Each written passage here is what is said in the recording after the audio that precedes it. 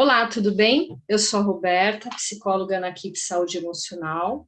E hoje eu tenho uma convidada especial, a Ágata, que vai falar um pouquinho da sua história, vai falar um pouco sobre depressão, relacionamentos abusivos, processos, né, que ela foi encontrando para poder lidar com isso. E aqui também vou trazer a minha contribuição para essa experiência da Ágata.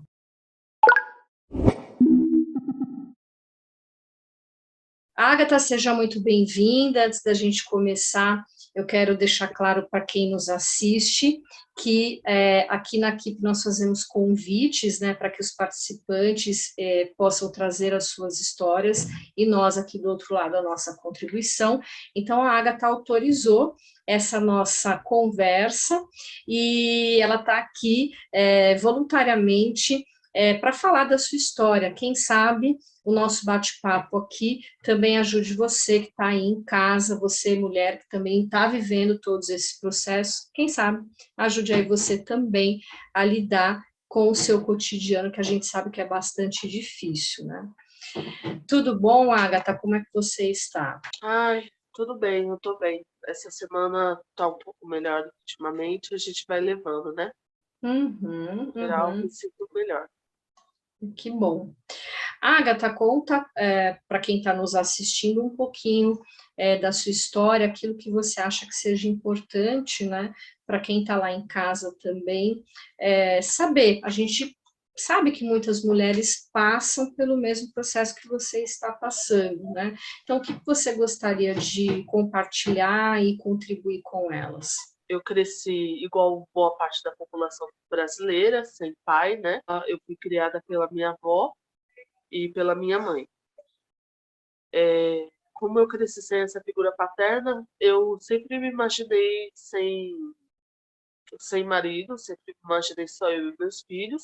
E ao mesmo tempo, eu percebia que eu sentia muita necessidade de aprovação masculina. Com o passar do tempo, fui identificando que talvez seria devido a eu não ter crescido, não ter tido esse pai. Mas por mais de tudo, por mais que a gente consiga identificar, esses comportamentos são viciantes, né? Uma coisa é você reconhecer, eu faço isso por causa disso. Outra coisa é você se lembrar que isso é uma consequência desse tipo de acontecimento e você tentar se corrigir. Tentar se corrigir é tão difícil.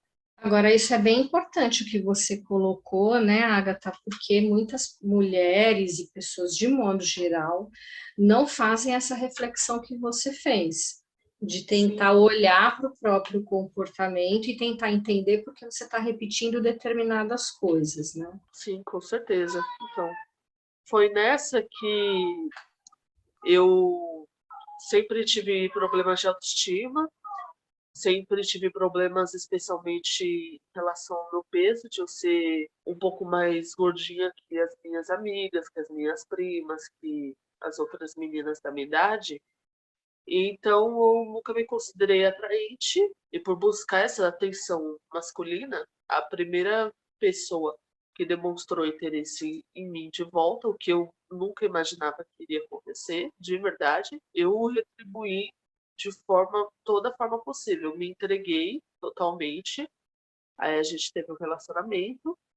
O relacionamento durou 6 anos. E eu me dediquei muito. Eu fiz para ele tudo que eu queria que tivessem feito para mim. Eu tinha uma mente muito fantasiosa. Eu fazia. A gente tinha 15 anos quando a gente se conheceu e começou a ficar junto. Eu fazia jantarzinho, eu fazia cartinha, eu dava presente, eu dava cesta de presente, tipo, de Dia dos Namorados, essas coisas. Eu fazia tudo que eu queria que fosse feito comigo, só que não era recíproco, entende? Eu tinha essa fantasia de um relacionamento, só que ele sempre foi muito grosseiro, muito recluso. Eu também não o culpo de todas as coisas, porque ele teve uma criação muito mais rígida do que a minha.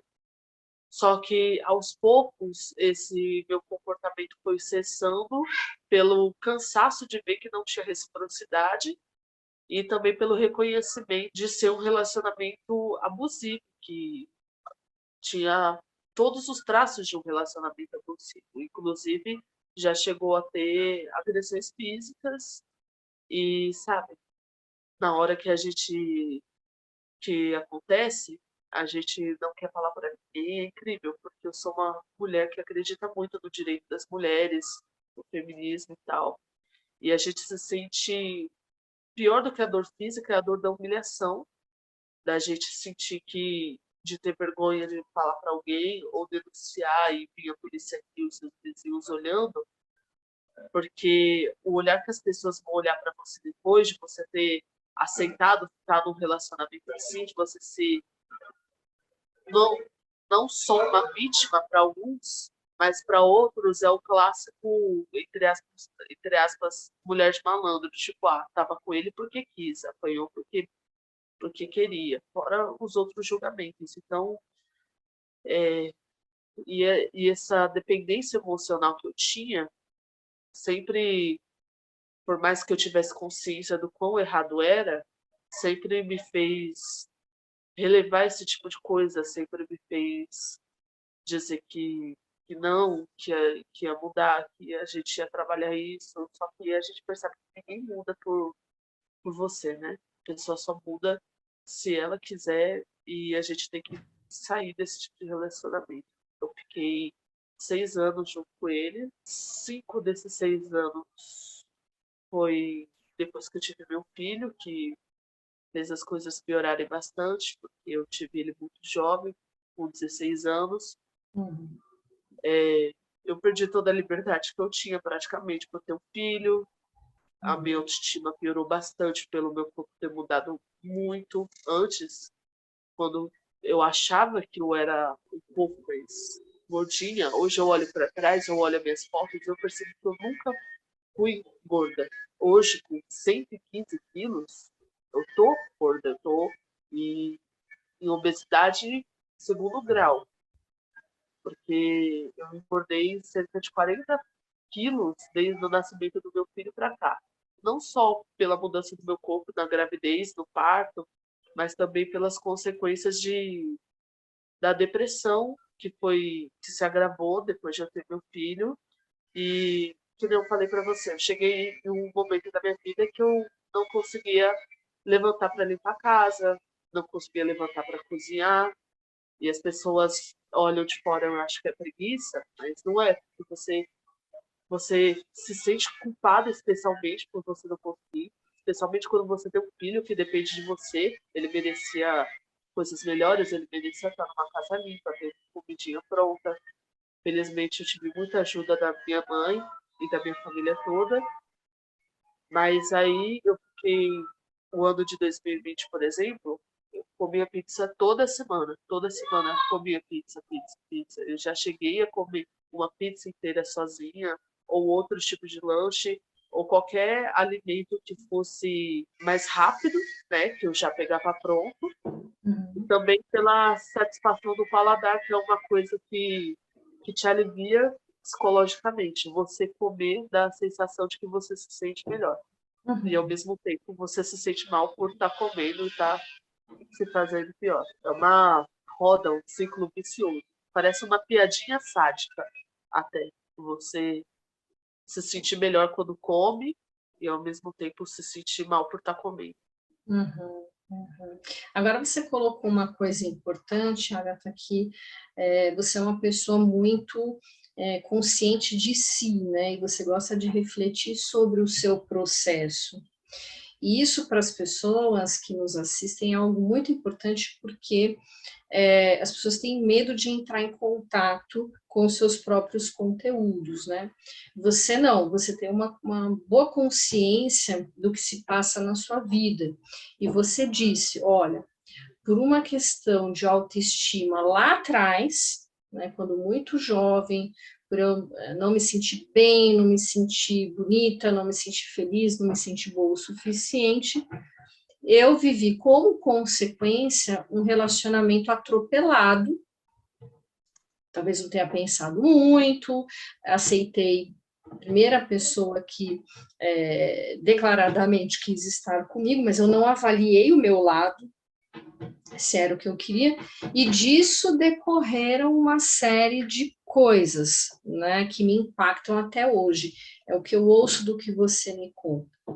Então, esse é um movimento importante, porque é o primeiro movimento para uma mudança, né? Então, você sabe que se você trabalhar a questão da sua autoestima, que não é um trabalho fácil, é um trabalho demorado, é um trabalho que exige um tempo de psicoterapia, seja em grupo, seja individual, é uma coisa que leva tempo, porque você vai ter que entender o porquê você não se aceita ou não se valoriza, né? E aí entender esse porquê, a gente vai ter que ir bem lá atrás, né? Vai ter que ir buscando onde isso está, né? Mas sabendo que esse é o caminho, né? Você já conhece que o caminho adiante pode ser diferente. Se eu souber porque eu não me valorizo, eu não vou me colocar em situações que é o esperando que o outro me valorize, porque foi o que ocorreu. Você recebeu uma primeira valorização, é com essa pessoa que eu vou ficar, porque eu não me acho nada, ele está gostando de mim, vou ficar com ele, né? E aí depois você continua sem se valorizar e ele também em algum momento para de valorizar, vai viver outras coisas, muda, se torna alguém diferente, e você tem o que? O vazio, né? Aí você fala, bom, e agora eu faço o quê? Né? Porque eu não gosto de mim mesmo.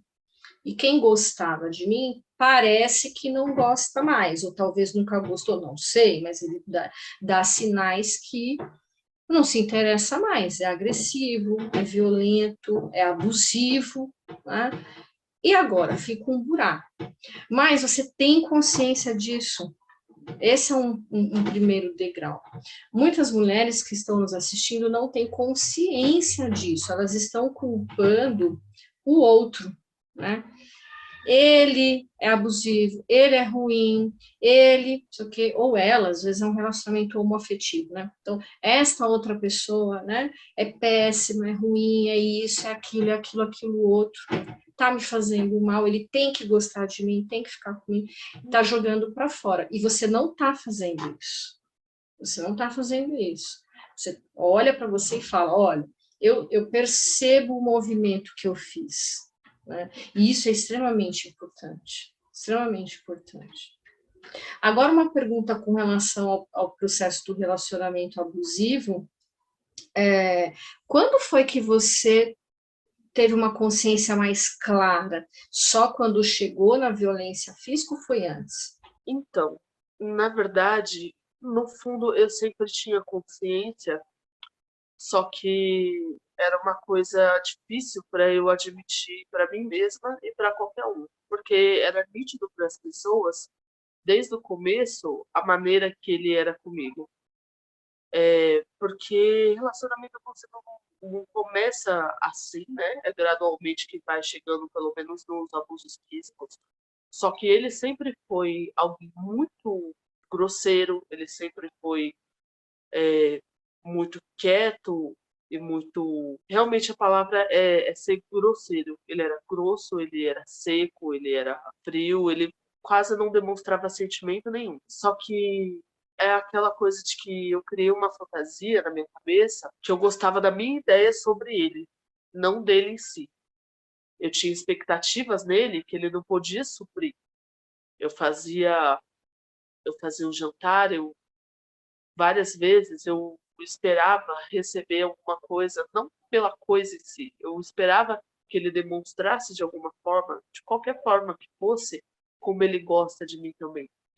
E, sabe, para não ser injusto e dizer que nunca aconteceu, eu já recebi um presente ou outro dele, mas não foi nada declarativo, que eu também entendo que da parte dele, dele sendo introvertido, dele também tendo os problemas psicológicos que ele tem, e também realmente pela criação bem abusiva, bem rígida e retrógrada que a família dele teve com ele se tornou dessa forma. Por isso que eu digo, de certa parte, que entre aspas, eu não culpo ele. Por mais que as ações dele são totalmente responsabilidade dele. Só que, assim, desde o início, eu sempre tive consciência de como ele era grosso comigo, só que por eu não me amar, por eu não me valorizar, eu aceitava aquilo porque era o que tinha, porque eu achava que eu nunca fosse conseguir nada melhor, eu achava que eu ainda tinha sorte de alguém ter se interessado por mim, e eu tinha esperança de ele mudar. Fora presentinhos, cartinhas e essas coisas do tipo, eu tentei ajudar ele de todas as formas possíveis. Ele não terminou o, a escola, eu tentei, eu consegui vagas para ele voltar a estudar, eu já consegui emprego para ele, eu já marquei consultas com psicólogo também, já marquei. Acho que por 2 anos eu fui atrás de uma cirurgia que ele precisava e ele fez. Eu coloquei ele nos meus convênios quando eu comecei a trabalhar para ele cuidar da saúde, principalmente do dentista. Então, eu tentei fazer de todas as formas com que ele melhorasse, né? Para a gente ficar bem. Não estou dizendo que eu também fui 100% boa nesse relacionamento, todo mundo tem qualidade de defeito, só que eu tentei de todas as formas, não deu certo, e realmente porque a pessoa só muda quando ela quer. E que nem eu falei, por mais que eu tivesse consciência, nem você falou que algumas mulheres não têm consciência, que realmente é pior ainda quando a gente não tem consciência, mas mesmo quando a gente toma consciência, mesmo que lá no fundo a gente saiba e não queira admitir, é, é uma coisa viciante que a gente tem que ficar se corrigindo, a gente tem que ficar se lembrando, é uma questão de hábito para você corrigir aquilo. Eu tinha uma noção de terapia antes de que se eu descobrisse o motivo de por que eu sou assim, eu conseguiria ter uma consciência, tipo, então é por isso, e aí eu iria mudar. Mas não é assim. Você tem que praticar, você tem que exercitar aquele pensamento na sua mente. Teve um outro menino que eu gostei antes desse relacionamento, que ele foi uma situação, a gente nunca chegou a ficar juntos. Só que ele foi uma situação parecida no sentido de que ele não era nada daquilo e que eu pensava que ele era. Eu era adolescente, tinha 14, 13, 14 anos, então eu conheci ele, criei uma fantasia toda do que ele era na minha cabeça, mas ele era completamente diferente. Ele era o que dava para se chamar de mulherengo, ele era bem molecão, o que tá certo até para a idade dele e tal. Só que aí eu fui reconhecendo aos poucos que ele era de uma forma diferente. Aí, por exemplo, quando eu tinha um sonho com ele, quando eu acordava, aquele sonho tinha sido lindo, maravilhoso, tal. Só que aí eu acordava com aquela sensação boa, mas aí eu me lembrava, não, peraí, ele não é dessa forma. Isso foi um sonho, isso é uma fantasia. Ele não é assim de verdade. Aí a gente tem que se lembrar da realidade, a gente tem que se lembrar, na verdade, essa pessoa é assim, assim, assim. Igual aquela música da Marília Mendonça que tem, que ela fala me apaixonei pelo que eu inventei de você. É exatamente isso, exatamente igual. Então, é uma questão de você ficar se corrigindo, uma dificuldade que eu ainda tenho muito grande, que eu, inclusive, ia perguntar para você, que é uma coisa que, por mais que eu saiba a resposta, né? A gente não sabe, mas essa é uma das minhas maiores dificuldades, ter disciplina. Ter essa coisa de que você tem que fazer, você querendo ou não, sentindo vontade ou não, igual indo para uma academia. Se você quer ter resultado, hoje eu tô com preguiça. Mas hoje tá chovendo. Você tem que levantar e ir, você querendo ou não, tendo disposição ou não. Não é sempre que você vai se sentir motivado, mas precisa. Eu diria, Agatha, que mais do que disciplina para você ficar prestando atenção, né, no que você faz, em como a pessoa é, para não se perder, que é um pouco o que você está falando, né? Não, eu tenho que ter clareza, eu tenho que prestar atenção, eu tenho que lembrar, né? Eu tenho que ver o que eu estou fazendo, não posso dispersar, não posso esquecer. Então, tem que ter disciplina. Mas acho que mais do que isso, Agatha, a gente poderia experimentar, né? E também sugerir para quem nos assiste fazer um movimento diferente, né? Ao invés da gente prender a nossa atenção para prestar atenção no como o outro é. Será que ele é bom mesmo? Será que eu criei na minha cabeça? Ai, será que esse comportamento é adequado? Será que não é? Né? Então, ao invés de eu fazer isso, eu tentar esquecer um pouco isso, então, uma proposta um pouquinho diferente, tentar esquecer tudo isso e parar para prestar atenção em si mesma, tentar imaginar como seria, né, a minha vida sem alguém. Isso não é ruim, não quer dizer que você vai viver sozinho, ou que você nunca vai ter uma companhia, ou que não vai ter um relacionamento, não é nada disso. Mas antes da gente estar com o outro, a gente está com a gente mesmo. Então, isso não tem como a gente mudar. Então, antes de qualquer coisa, estamos conosco. Então, certamente, se você prestar atenção em você, né, e a pessoa que está em casa assistindo aí, prestar atenção em você, né, o que você gosta, como você quer viver, o que você considera uma boa vida, como você quer levar o seu dia a dia, como é que você se sente bem, o que te traz leveza, alegria, o que te traz saúde, bem-estar. Quando você olha para você, não é? Inevitavelmente, né, pessoas vão se aproximar de você, né, interessadas naquilo que você está valorizando agora em você. Então, o que acontece? Se você se autoflagela, né, então assim, eu não gosto de mim, eu me detesto, eu não tenho força de vontade para nada, eu me puno, né, comendo, eu me autoflagelo, né, então eu me maltrato, né, eu me maltrato. Quem será que vai se interessar por esse perfil, né, por esse tipo de mecanismo, né? Alguém que certamente vê nisso alguma vantagem, né? Então, ele, né, o seu relacionamento anterior é uma pessoa extremamente enfraquecida. A forte da relação sempre foi você, porque você resolve médico, resolve cirurgia, resolve o bem-estar, resolve tudo, né? Então, é uma pessoa que se ligou a alguém forte, mas que estava num momento enfraquecida, mas que tem um fundo muito forte. Então, a força para você poder olhar para você, você já tem. Só que você deposita tudo no outro. Então, toda a força que você teve, você botou lá nele. Né? Que tal, então, né, se a gente mudar um pouquinho essa posição? Então, toda a força que eu tiver, eu vou colocar em mim, para eu me sentir melhor, para eu estar bem, fazer as minhas vontades, curtir a minha vida, viver a minha vida. Né? Quando você menos espera, você começa a ver que perto de você tem pessoas que compartilham desse clima leve e gostoso, né, de bem-estar, de liberdade, de respeito, né, você vai ver que são essas pessoas que vão se aproximar, às vezes como amigos, amigas também, né, e no meio disso, às vezes acontece um relacionamento. Então, eu diria que esse foco muito disciplinado, né, é bom a gente estar atenta, sem dúvida, é bom a gente estar atenta, mas eu acho que é pouco.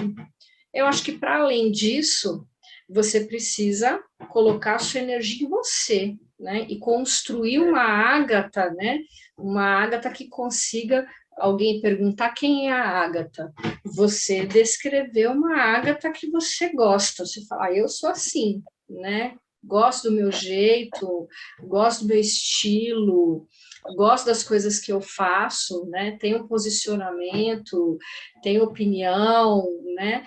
E isto vai fazer com que você se relacione com pessoas que queiram estar perto disso. Inclusive, depois que a gente terminou o nosso relacionamento, uma coisa que dentro de um relacionamento abusivo que a gente tem, o medo de terminar. As pessoas julgam muito mulheres que estão no relacionamento abusivo, tipo, por que continuar junto?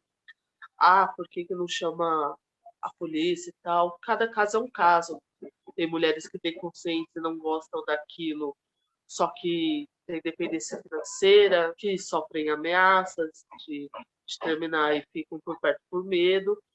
Mas eu acho que a grande maioria são as mulheres que têm a dependência emocional, que era o meu caso, junto com o cara. Que, assim, para todos os efeitos, tecnicamente, é o pior, porque ela é a própria inimiga dela nesse sentido. Porque a ideia de se separar e ficar sozinha, só consigo mesma, só com a sua cabeça, e você não gostar de você, é horrível, porque você não gosta de si mesma e você precisa de alguém que goste de você. Por mais que a pessoa não gosta de você, você acha que ela tá ali para isso, entende? Aí, quando você tem filhos, é ainda pior, porque imaginar criar seu filho separado, imaginar que, ainda mais quando você é mulher, que o filho vai ficar totalmente na sua responsabilidade, vai ser muito mais trabalho para você. Tudo isso é bem apavorante, especialmente pensar que está sozinha. Eu não vou mentir, porque assim, dói, dói. Não um relacionamento, por mais de horrível que seja, dói. Só que, ao mesmo tempo, te traz uma sensação de alívio, te traz uma sensação de liberdade, sabe? É como você falou, é focar em você. Eu passei muito tempo escutando que eu não me valorizava, inclusive até dele, e era verdade, era realmente verdade. E de um tempo para cá eu ando me valorizando, eu ando fazendo mais as coisas por mim. Eu sempre fui forte, eu sempre fui inteligente, só que eu nunca fazia as coisas por mim. Depois que eu tive meu filho, eu tive que parar 2 anos a escola, eu tinha parado no último ano do ensino médio. Aí eu tive que parar até ele completar 2 anos. Aí eu terminei o terceiro ano, fiz o Enem e consegui 100% de bolsa para minha faculdade. Depois de escutar tanto que depois que você ter filho, sua vida acabou, e não sei o que e tal. E não é verdade. Eu sei que cada realidade de cada pessoa que está ouvindo a gente é diferente, né? Às vezes nem sempre você vai ter ajuda, só que, sabe, não dá para desistir. Hoje eu estou fazendo minha faculdade, hoje eu estou trabalhando, independente, me sustentando, sustentando meu filho. E hoje esse meu ex-marido reconhece que eu estou melhor, que ainda tendo meus problemas psicológicos ou não, eu estou fazendo tratamento, eu estou me cuidando, eu estou focando em mim. Inclusive, uma coisa que acontece é esse negócio de perceber que a pessoa agora se valoriza, perceber tecnicamente o que perdeu e não voltar, sabe? Perceber que é melhor para os dois, que vê que os dois, um não faz bem para o outro. Então, aconteceu isso dele querer voltar comigo, e eu não vou mentir e dizer que eu não tinha vontade, porque ter vontade eu tive. Foram 6 anos juntos. Ruim ou bom, que teve momentos bons, sim, foram 6 anos juntos. A gente tem um filho em comum, seria muito conveniente para nós dois, tanto por juntar as rendas, tanto para o meu filho crescer com o pai e não com um homem estranho, caso eu tenha que criar outro relacionamento desde o início, né? Uhum. Só que, sabe, essas coisas passam, as coisas melhoram, a gente tem que focar e seguir em frente. Uhum, com certeza. Agatha, você já cresceu muito, né? Apesar de talvez, às vezes, você não reconhecer ou achar que o passo a passo está muito lento, mas você cresceu muito, quer dizer, você fazer esse enfrentamento de refletir, tomar ciência, tomar atitude, estar sozinha, estar a todo dia aí tentando lutar contra a compulsão alimentar, que ela está tapando um buraco aí, né? Ela está tapando um buraco, que é esse buraco que você está dizendo, olha, eu não gosto muito de mim, estou começando a fazer esse exercício de gostar de mim agora.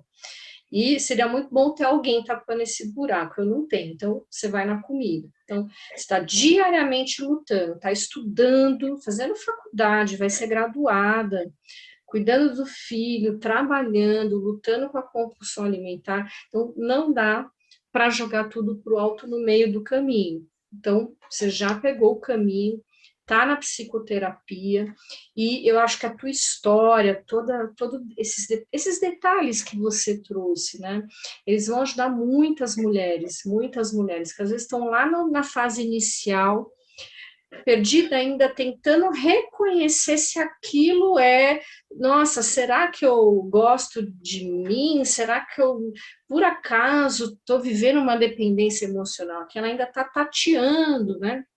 E tentando entender. E você é extremamente jovem, já viveu tudo isso, então criou uma super bagagem, já está lidando com tudo isso ainda tão nova, né? E vai sair disso uma mulher mais forte ainda do que já é, né? Graduada, com posicionamento, com atitude, com opinião, isso eu não quero mais. Então, isso é realmente incrível. Eu só tenho mesmo assim a te agradecer, né, por você ter aceitado o convite de falar com a gente. Ah, eu que agradeço.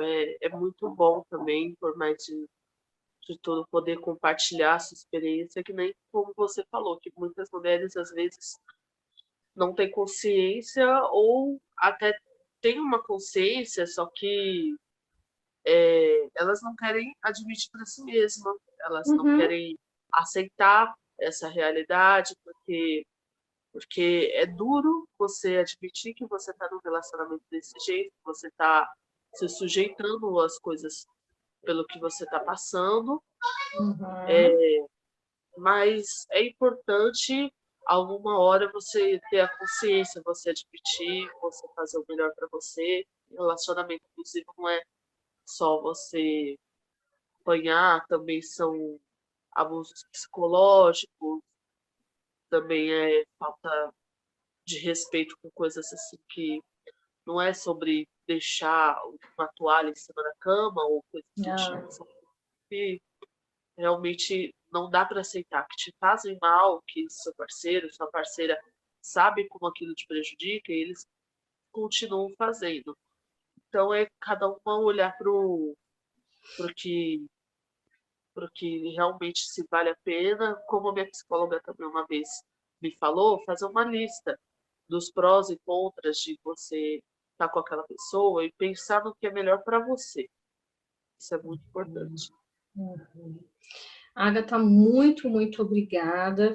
Você que está em casa, se quiser também participar de algum programa aqui da equipe, podendo trazer a sua experiência, seja ela hoje num momento com mais dificuldade ou com mais sucessos, não importa, né? Toda contribuição é muito importante para a gente levar para quem nos assiste. Tchau, tchau, até a próxima.